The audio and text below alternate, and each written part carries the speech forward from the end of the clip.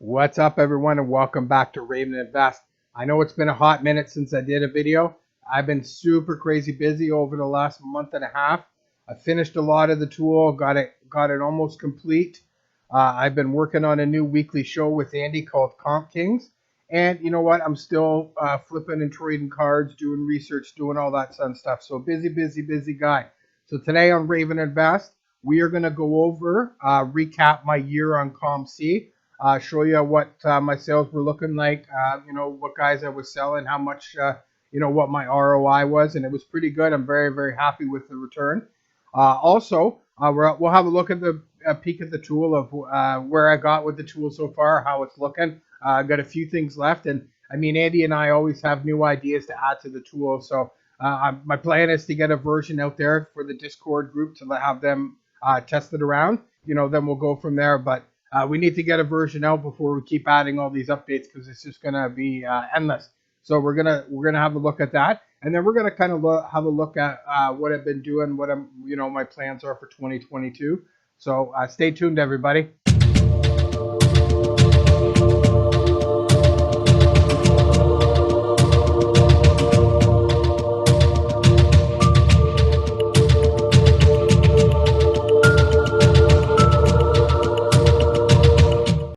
Okay, so let's not waste any time, and we'll head over to the recap, and we'll see how I did for my first year on COMC. So I brought up, this is the overall list of all my sales that I've just downloaded the CSV file into an Excel. I did some ROI calculations and stuff like that. The card total that I purchased, the total of the cards that I purchased for sale were $432.48. I sold those for a total of $893.24 and received $848.48 in COMC credit. So for my first year in COMC, I just was a shade under doubling my money at 96.19% ROI, with my biggest ROI coming at 691.67%. So, I've also indicated here in the sheet just for ease of to see. Basically, those were my misses. Those where I lost money. As you can see, as I started, these are in chronological order. So the bottom is the first sale, and the top is my last sale. So there is quite a bit of red there. Absolutely, I made some mistakes. You'll notice on the next one I show you where I break everything down, where kind of some of those mistakes came from. But they're pretty decent. Most of them over 100, a little bit under 100. So my goal when I was flipping the cards, as I've gone over in several videos, it's always that 100% ROI. So I always want to double my money. So most cases I'm pretty close. I'll accept some offers where it puts me in that kind of 90-95% range, which you can see a lot in that 90% range, because those are probably offers that I've accepted. But I'm very happy. I had a total of for the first full year. So the only way I can really exactly, because I was on COMC looking around in December of 2020. But I didn't make my first purchase till January 12th. So I went on that as my first day on COMC with my first purchase. So in my first full year, I had 501 sales. Majority of them were going to be football, but as you can see, I did a little further breakdown. You can see there are some other sports in there. But yeah, so my biggest sale ROI wise, and even possibly amount wise, was my flip of a Mika Parsons Press Proof Blue. I bought for $3. I sold for 25. I got for 23.75 in COMC credit, and it was for 691.67% ROI, which that was my biggest percentage flip of the year. But again, I'm super happy with the way everything went. I'm happy with the 500 sales. for the year. Um, so if you want, I did a little further breakdown, just kind of break it down by set and by player, by year, things like that, just to see where my stuff's been selling. So if we look at, by the branded set, um, Donruss was my most sold and biggest amount, and as well the highest percentage of my sales, but was not the biggest ROI, which actually came out probably I should have a minimum of more than one sale. So I would say probably the Prism. That's going to be the closest to the Donruss. Gave me a little bit better ROI than the Donruss itself. By year, I sold most of this 2020 because those who were fresh in my mind with their current research that I did when around draft time. So I knew a lot about these rookies, and I knew there was going to be some special guys in there. So I targeted a lot of them.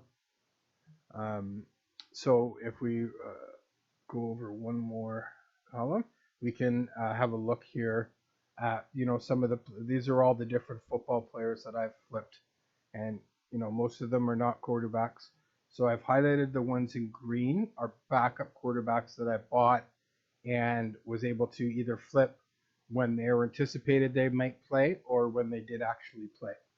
Everything in yellow is a non-football card, and you're going to see quite a few negatives in the non-football category. So, and the gray players are defensive players that I've flipped. So you can see there's quite a wide range of players, and some of them are one-offers, but some of them I've sold quite a bit for that particular player.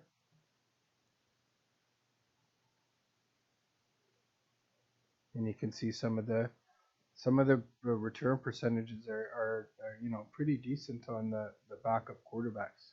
We've seen that with Mike White this year, where we keep reusing him as an example, but his cards spiked crazy because he came in out of nowhere and wasn't expected to have the game that he had, and had a really good game. So FOMO hit in for a lot of people, and they wanted to get in cheap before his card skyrocketed. You can see I did pretty well with the backup quarterbacks, which are usually bought just in case the starter gets injured. I can't because I'm on a budget, most quarterbacks are out of my price range, so I do aim for the backup quarterback market a lot. So but with the odd star, I had Jimmy Garoppolo there, but that wasn't really that was just I think one of the first cards I bought, probably. You can see a wide range of of players, lots of skill position players, and so I mean this just goes to show you that you can make money off these skill position players. You don't have to just invest in quarterbacks. Now I didn't make a ton of money, but I didn't put in a ton of money either, right? Like I doubled my money and I doubled whatever I put in. So to me, that's the fact that it's not $10,000 it doesn't worry me. I don't do this as an attempt as a job or attempt to even fuel any future endeavors like a new house or a car or anything. This is just me having fun. This is I enjoy. I'm replacing a fantasy with flipping football cards. So I'm using the skills that I've built, the knowledge that I've built in the fantasy football, along with my passion for football. And then I now have a hobby within a hobby. I get to collect some cards, which are awesome. And I get to buy and sell cards for money to collect more cards. So I don't see a better thing. That sounds great to me. I have a full-time job, so this doesn't need to be my job. This is just my hobby. My hobby and my hobby. Yeah. So that's that's pretty much it. We get down to I took some stabs at some non-football guys, and I made some profit on a few of them, lost profit on a bunch of them, and so I try not to veer from football because I don't know the sport, and you can see what happens when you buy cards when you don't know what you're doing about that sport. So that's why it's always important to be very knowledgeable about the sport. The more knowledgeable that you are, the better decisions um, you can make. And what a perfect segue. Let's go over and have a look how the tool turned out. All right, so now we're over into the tool, and it's going to look pretty similar to the way it did before, except it's going to have a little bit more functionality because I finished a lot of the coding. We've made a few changes there. We've added in now a new stat score and stat. Basically, that will pull the stats, current stats for each player as of that week, and they will be scored on their current performance so far over the year. So that's something new we added in. But really, the big thing that we added in was now adding in the pricing is now available. So as always, we got to load a cute quarterback up, and then now we have the option to get prices, and this is to view prices by set. So we're going to hit Prism.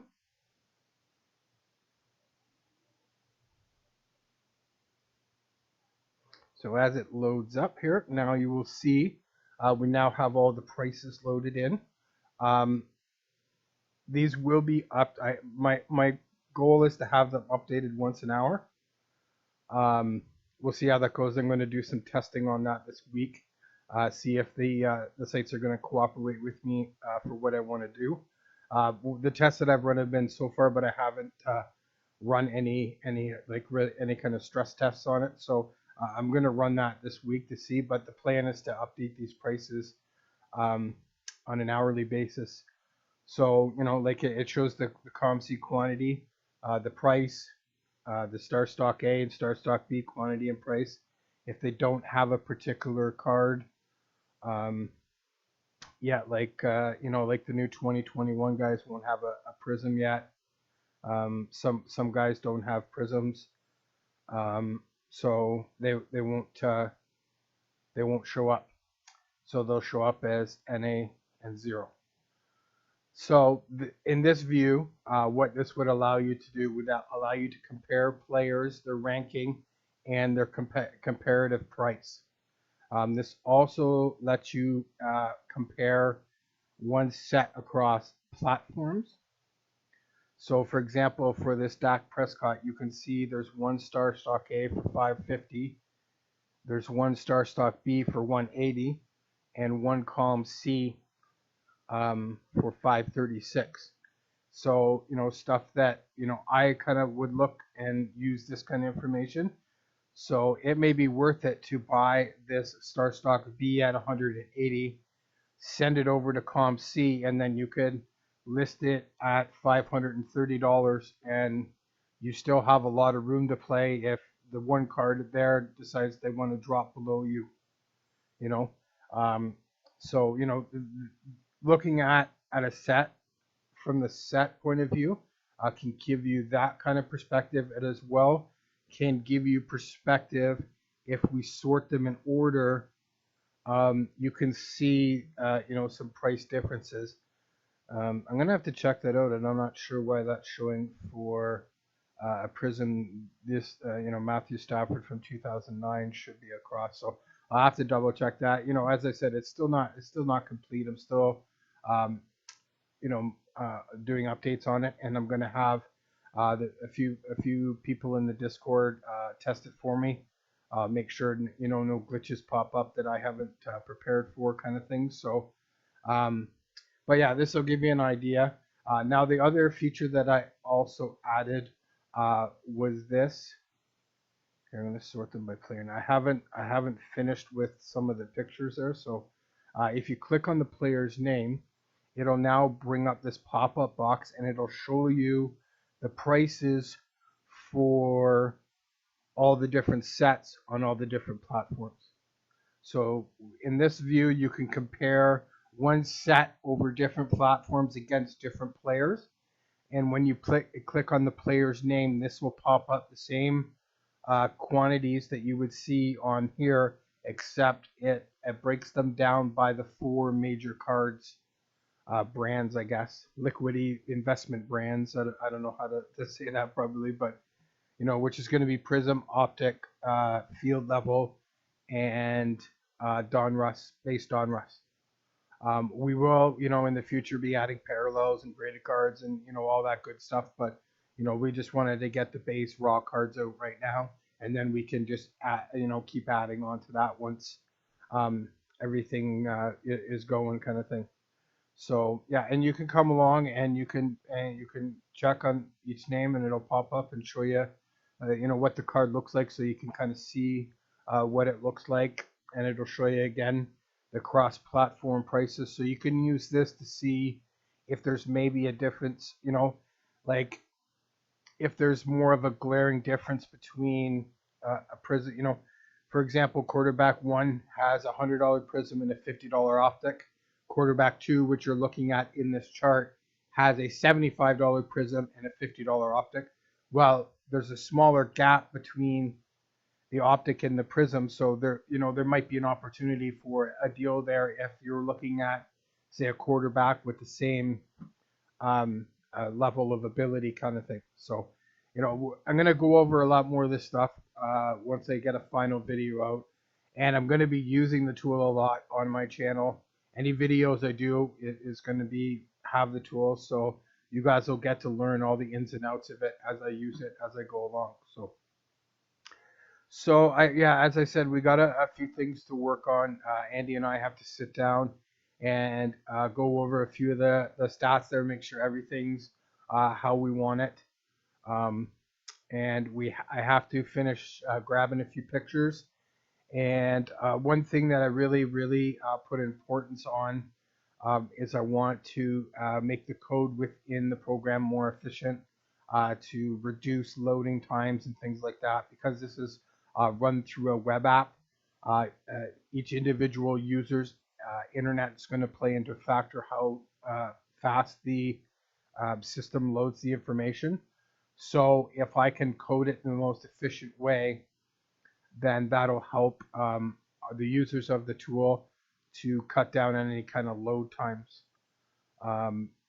They're loading quite a bit of information there, so it's not going to be nanoseconds kind of speed, but my goal is to no more than like a minute or two to load up all the data, the prices, the links, everything kind of thing. So that's where we're at right now. I've got a few things to knock out, and we're going to grab a couple people in the Discord there, and we'll allow them to test drive it for a week or so and give us some feedback, how the performance of it was, what they, if they had any questions, if they confused, things like that, any bugs that they ran across. And then once we get that feedback and make any corrections needed, we'll release it to the rest of our Discord channel.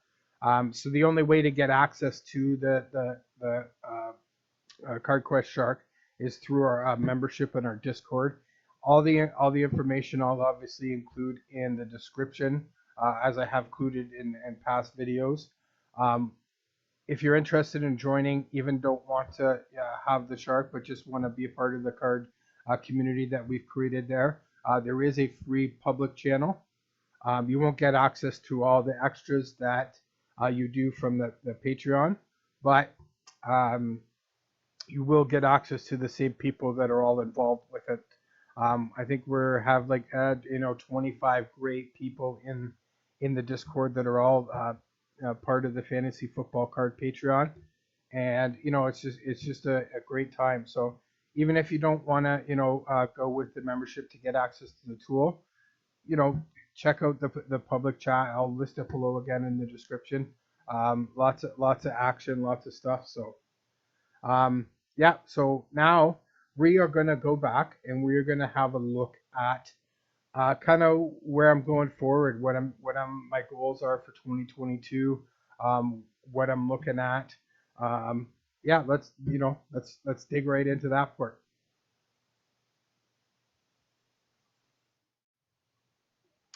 So what are we gonna do for 2022? Well, for me, I'm gonna try and keep my eyes looking forward.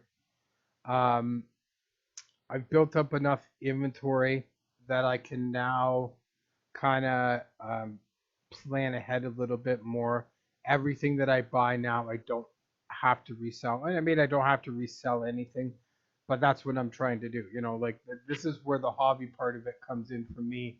Like I like the flipping of the cards, the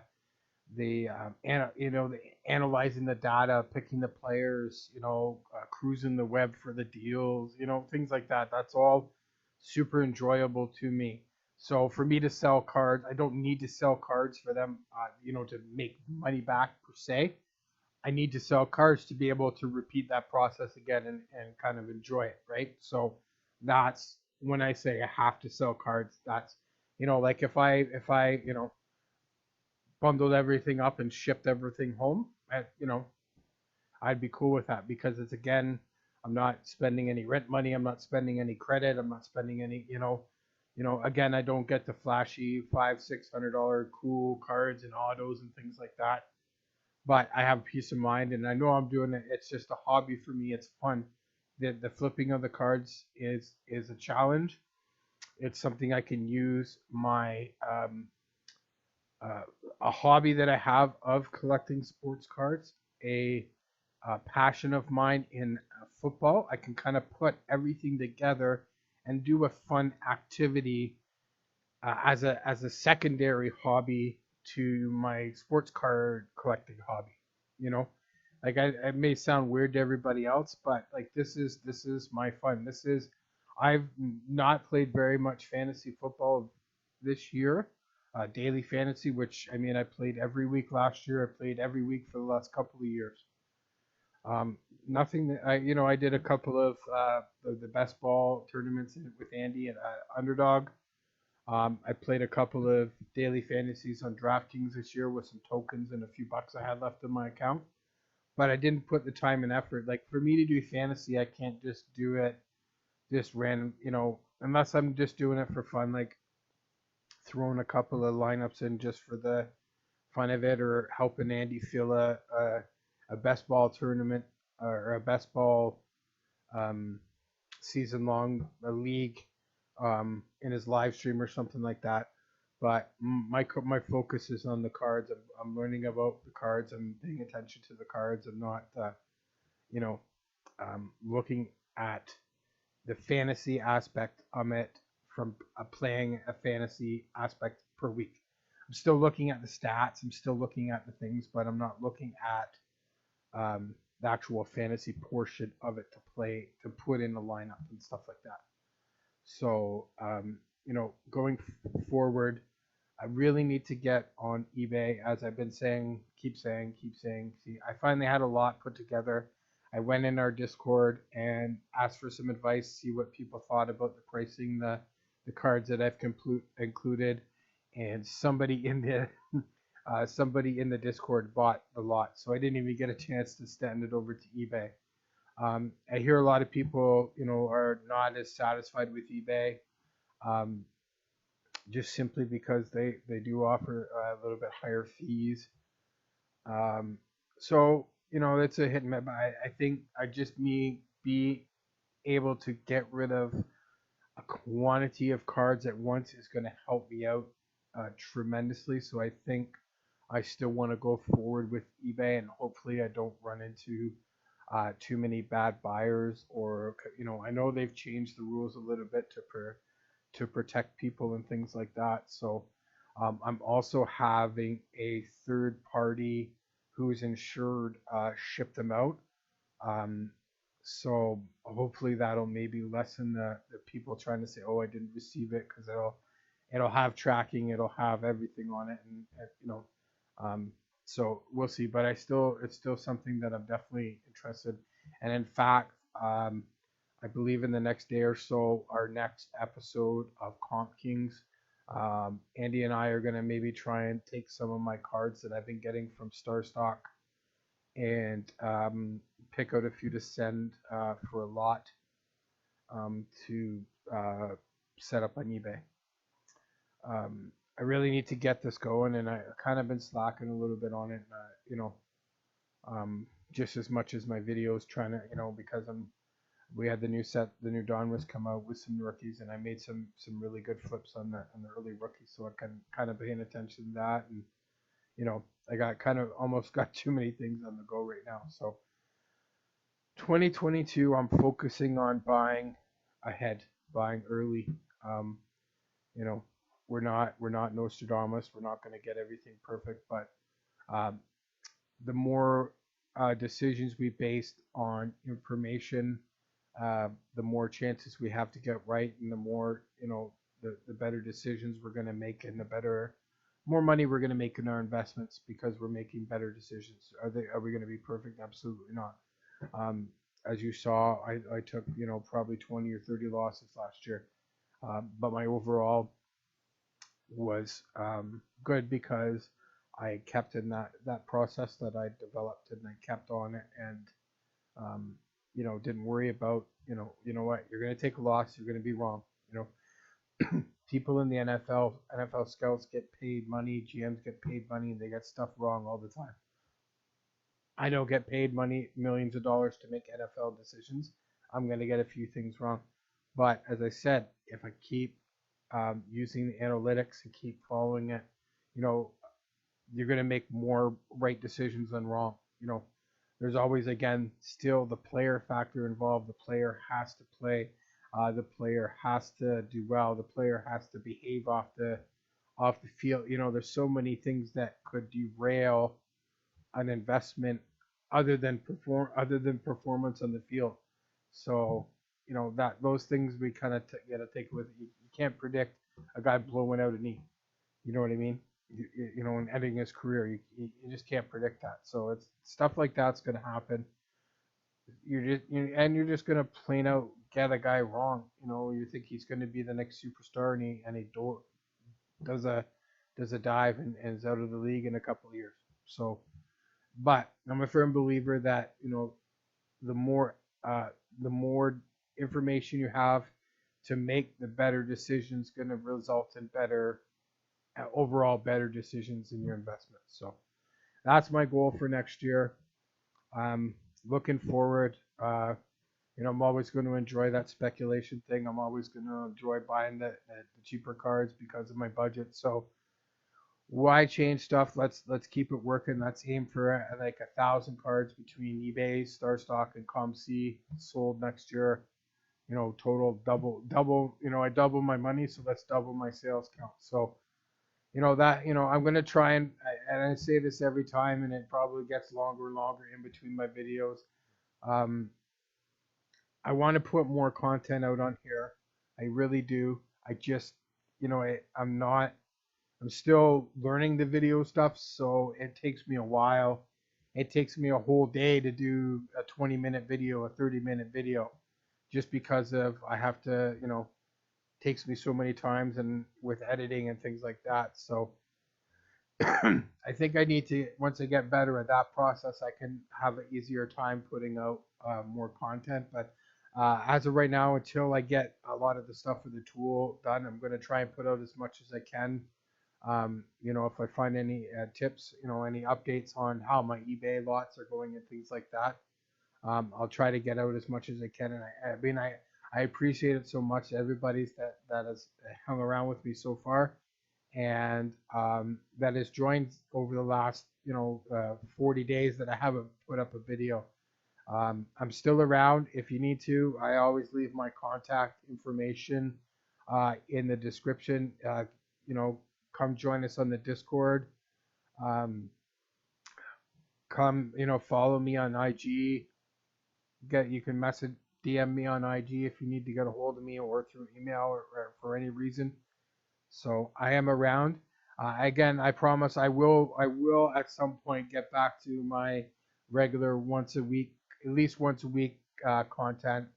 But I got to focus on the tool because I think that's definitely going to help out a lot of people, and it's going to be something that I'm excited to. If nobody else uses it, I'm excited to be able to use it. It's going to make my hobby my flipping cards a lot easier. So anyway, thank you very much, everybody. You guys are all awesome. I appreciate all your support.